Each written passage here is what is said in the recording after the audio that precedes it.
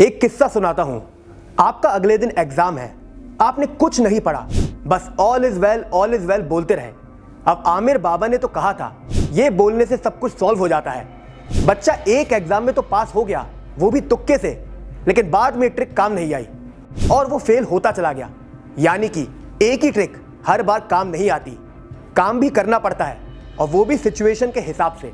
अब मैं अगर बोलूं कि कर्नाटक चुनाव में बीजेपी का भी कुछ ऐसा ही हाल रहा तो ये कोई अतिशयोक्ति नहीं होने वाला। पिछले कुछ सालों में देखा जाए तो ये बीजेपी की सबसे बड़ी हार हुई है और ये हार इसलिए हुई क्योंकि बीजेपी के पास मुद्दों का अकाल हो गया। तभी तो चुनाव कर्नाटक का और बहस बजरंग बली पर की गई। दोनों हाथ ऊपर करके मेरे साथ बोलिए, बजरंग बली की। चाय की टपरी पर चर्चा एलपीजी के दाम पर हो रही है और देश की सबसे बड़ी पार्टी टीपू सुल्तान की जयंती को लेकर परेशान है। और सबसे बड़ा, कर्नाटक चुनाव में एक पार्टी द केरला स्टोरी का प्रचार कर रही है। मतलब बात जब कर्नाटक की होनी चाहिए, अपने काम का रिपोर्ट कार्ड दिखाने की होनी चाहिए, आप एक फिल्म डायरेक्टर को सर्टिफिकेट देने का काम कर रहे हैं। भाई साहब ये किस लाइन में आ गए आप?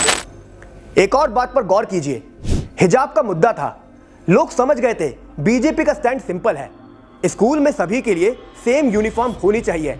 यहां तक तो सब ठीक था, लेकिन यह क्या बोलने की जरूरत थी कि टुकड़े टुकड़े गैंग का हाथ है, मामले की जांच एनआईए से होनी चाहिए। इन बड़बोले बयानों की वजह से बीजेपी को भी जो थोड़ा बहुत मुस्लिम वोट मिलता था वो भी हाथ से निकल गया। इसके ऊपर मुस्लिम आरक्षण खत्म करने की बात, यानी कि एक समुदाय के वोट के लिए कई दूसरे दरवाजे खुद ही बंद कर दिए गए। वैसे इतना सब होने के बाद भी कर्नाटक के एक इलाके में बीजेपी ने अपनी पिछली परफॉर्मेंस से भी बेहतर किया है। उसने बेंगलुरु शहर में 11 सीटों से बढ़ाकर अपना आंकड़ा 16 कर लिया। यानी कि पार्टी जरूर कह सकती है अभी हम जिंदा हैं। इसी तरह वो जगदीश शेट्टार जो बीजेपी छोड़कर कांग्रेस में चले गए थे, उन्होंने बीजेपी के ही कैंडिडेट के हाथों बड़ी हार झेली है। यानी फिर पार्टी कह सकती है अभी हम जिंदा हैं। वैसे बीजेपी अगर इस बार गलतियों की भंडार रही तो दूसरी तरफ कांग्रेस ने उतनी ही चीजें सही की। मजे की बात यह है, इस चुनाव में कांग्रेस मुक्त भारत का नारा देने वाले पीएम नरेंद्र मोदी का ही पार्टी को सबसे ज्यादा मार्गदर्शन मिला है। हैरान मत होइए, ये एकदम 100 आना सच बात है। ये तो लेटेस्ट न्यूज है। पीएम नरेंद्र मोदी ने एक नारा दिया था, वोकल फॉर लोकल। पीएम ने तो जिस भी कंटेक्स्ट में ये बात कही हो, सही मतलब तो कांग्रेस ने ही समझा है। पूरा चुनाव ही लोकल बना दिया, चीख चीख कर वो मुद्दे उठाते रहे जिससे कर्नाटक की जनता का सीधा वास्ता रहा। इससे हुआ क्या, एक ऐसी क्रांति जिसने बीजेपी की लंबे समय के लिए नींद उड़ा दी। थोड़ा सा फ्लैशबैक में लेकर चलता हूं। कांग्रेस ने कर्नाटक में क्या मुद्दे उठाए? भ्रष्टाचार, महंगाई, बेरोजगारी और चुनावी रेवड़ियां। एक मिडिल क्लास नजरिए से देखें तो इसे एक 56 भोग वाली थाली कह सकते हैं। ऐसी थाली जिसमें सब कुछ सही मात्रा में है। महंगाई से परेशान है, कांग्रेस फ्री बिजली दे रही है, फ्री राशन दे रही है और भी काफी कुछ फ्री। अभी फ्री फ्री फ्री। इस सब के ऊपर मोहब्बत की दुकान हर तरफ खोलने का वादा कर दिया है।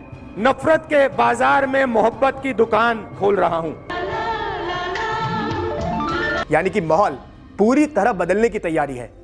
जनता को और क्या चाहिए, उनकी तो इतने में ही चांदी है। पैसा ही पैसा होगा। लेकिन कांग्रेस अगर ये सोचकर बैठी है कि कर्नाटक की ये जीत उसे लोकसभा में भी जीत की गारंटी देने वाली है, तो ऐसा नहीं कहा जा सकता। बीजेपी की तो जैसी इलेक्शन मशीनरी है, वो एक चुनाव हारकर भी जबरदस्त वापसी करना जानती है। तभी तो एक हार के बाद ही पार्टी फिर मंथन वाले मोड पर आ गई है। पिछली बार लोकसभा चुनाव में जिन 120 सीटों पर पार्टी की हार हुई थी, अब उन्हीं पर बाजी पलटने की तैयारी है। यानी कि ये रेस अभी से शुरू हुई है और आगे पीछे का ये खेल जारी रहने वाला है।